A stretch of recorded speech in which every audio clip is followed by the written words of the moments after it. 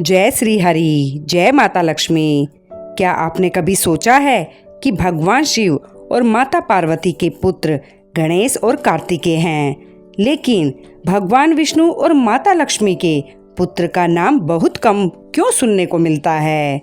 क्या सच में भगवान विष्णु और माता लक्ष्मी का कोई पुत्र था?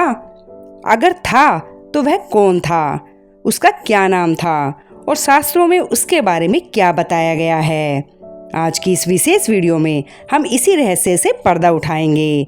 अंत तक जरूर बने रहिए, क्योंकि अंत में आपको एक ऐसी बात पता चलेगी जो शायद आपने पहले कभी नहीं सुनी होगी। भगवान विष्णु और माता लक्ष्मी सनातन धर्म में भगवान विष्णु को सृष्टि का पालनहार कहा गया है और माता लक्ष्मी धन, वैभव, सुख और समृद्धि की अधिष्ठात्री देवी है। जब भी हम भगवान विष्णु और माता लक्ष्मी का चित्र देखते हैं तो उनके साथ शंख, चक्र, गदा, पद दिखाई देते हैं, लेकिन पुत्र का उल्लेख बहुत कम दिखाई देता है। यहीं से लोगों के मन में प्रश्न उठता है कि क्या उनका कोई पुत्र था? क्या विष्णु और लक्ष्मी का पुत्र था? कई पुराणों और प्राचीन ग्रंथों में कामदेव को भगवान विष्णु और माता लक्ष्मी का पुत्र माना गया है। कामदेव को प्रेम, आकर्षण और सौंदर्य का देवता कहा जाता है। कुछ धार्मिक मान्यताओं के अनुसार जब भगवान विष्णु और माता लक्ष्मी के दिव्य तेज का संगम हुआ तब कामदेव प्रकट हुए। इसी कारण कुछ ग्रंथों में उन्हें लक्ष्मी नारायण का पुत्र बताया गया है। अब जानते हैं कि कामदेव कौन थे। कामदेव अत्यंत सुंदर और तेजस्वी देवता थे।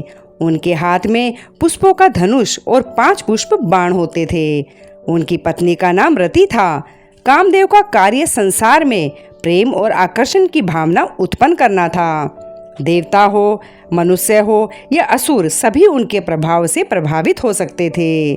शिवजी और कामदेव की कथा। एक समय तारकासुर नामक राक्षस ने तीनों लोकों में आतंक मचा रखा था। देवताओं को ज्ञात था कि उसका वध केवल भगवान शिव के पुत्र द्वारा ही संभव है, लेकिन उस समय भगवान शिव गहन तपस्या में लीन थे। देवताओं ने कामदेव से प्रार्थना की कि वे भगवान शिव की तपस्या भंग करे। कामदेव ने पुष्प बाण चलाया। जैसे ही भगवान शिव की तपस्या भंग हुई, उनका तीसरा नेत्र खुल गया। तीसरे नेत्र की अग्नि से कामदेव भस्म हो गए। रति का विलाप। जब रति को यह समाचार मिला तो वह अत्यंत दुखी हुई। उन्होंने भगवान शिव से प्रार्थना की कि उनके पति को पुण्य जीवित कर दिया जाए। रति की भक्ति और प्रेम देखकर भगवान शिव प्रसन्न हुए। उन्होंने वरदान दिया कि कामदेव शरीर के बिना भी संसार में विद्यमान रहेंगे।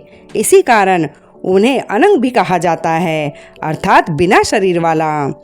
प्रद्युम्न का जन्म। भागवत पुराण में एक और रोचक कथा मिलती है। भगवान श्री कृष्ण और माता रुक्मणी के पुत्र प्रद्युम्न को कामदेव का पुण्य जन्म माना गया है। जब कामदेव भस्म हो गए थे तब बाद में उन्होंने प्रद्युम्न के रूप में जन्म लिया। इस प्रकार कामदेव की कथा भगवान विष्णु के कृष्ण अवतार से भी जुड़ जाती है। एक और रहस्य। कुछ विद्वानों का मानना है कि भगवान विष्णु और माता लक्ष्मी समस्त सृष्टि के माता पिता हैं, अर्थात केवल एक पुत्र ही नहीं बल्कि संपूर्ण संसार उनकी संतान के समान है। जो भी जीव इस सृष्टि में है वह भगवान की ही रचना है।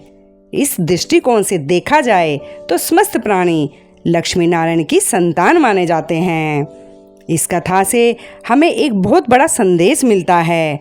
धन और प्रेम दोनों का संतुलन जीवन में आवश्यक है। माता लक्ष्मी हमें धन देती है और भगवान विष्णु जीवन में संतुलन और धर्म का मार्ग दिखाते हैं। जब धन धर्म के साथ जुड़ता है तभी सुख और समृद्धि स्थायी होती है। तो आज आपने जाना कि कई धार्मिक मान्यताओं के अनुसार कामदेव को भगवान विष्णु और माता लक्ष्मी का पुत्र माना जाता है, जबकि कुछ ग्रंथों में अलग अलग व्याख्याएं भी मिलती हैं।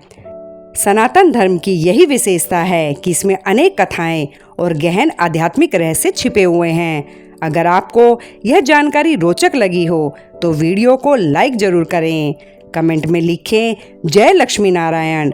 और यदि आप भगवान विष्णु, माता लक्ष्मी, हनुमान जी और सनातन धर्म से जुड़ी ऐसी ही रहस्यमय कथाएं सुनना पसंद करते हैं तो चैनल को सब्सक्राइब करना ना भूलें। जय श्री हरि, जय माता लक्ष्मी।